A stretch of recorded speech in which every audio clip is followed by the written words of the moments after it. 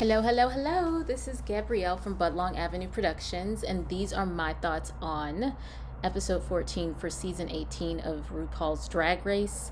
Thanks for your patience. It's been a very busy couple weeks, so my thoughts on episode 12 and 13 are going to be in an article called Drag Race Has Gone Too Far, about how they play to the algorithm nowadays as opposed to telling authentic stories, and the effect that overproducing has on the viewing experience. So I hope you guys check it out. I'm going to put it on medium.com.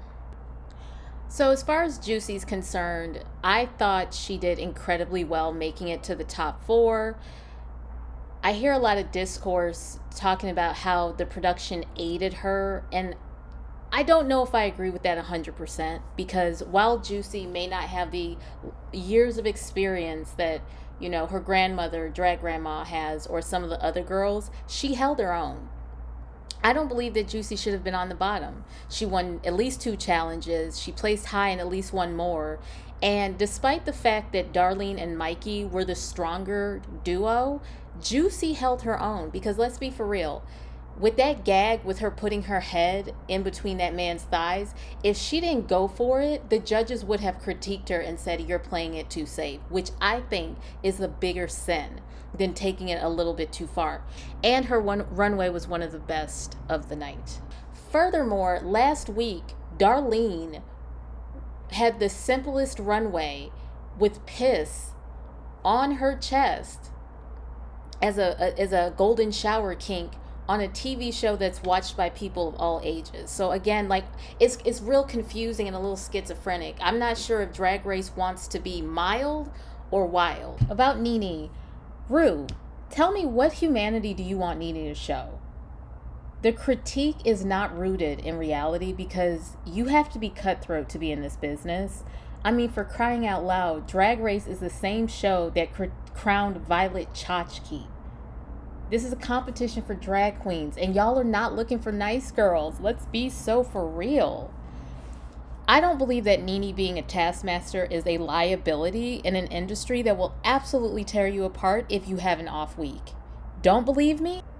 Ask Jane Don't. If Nene does not make it to the top 2, if she does not get to battle it out for the crown, I think that's a slap in the face to all the hard work that she's done. She's a freaking engineer. That's her day job. But she does drag at the level that she's doing. And what is she, in her mid-20s? It would just be a slap in the face to not give Nene the chance to battle it out. The producers, Rue, the network, they can choose their winner, but let her battle it out, because Nene has been a front runner. Nene is polished, and I get it. She doesn't quite capture the hearts of America, because we all need to be anesthetized instead of understanding that this stuff is not real. But that's my gripe.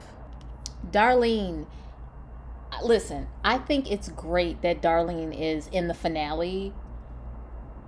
I just think she deserved better in her story arc. Her wins did not make sense. She's a great queen that's going to be booked no matter what, so the producers didn't need to aid in her story and give her wins where another contestant did better that week. And what I mean by this is Darlene winning the roast when she really should have won the makeover challenge, and Mikey should have won the roast. A more balanced track record would have made me believe her ascension story a lot more. And in the past, Darlene not following the rules of drag would have made her an earlier out in seasons past. So what changed?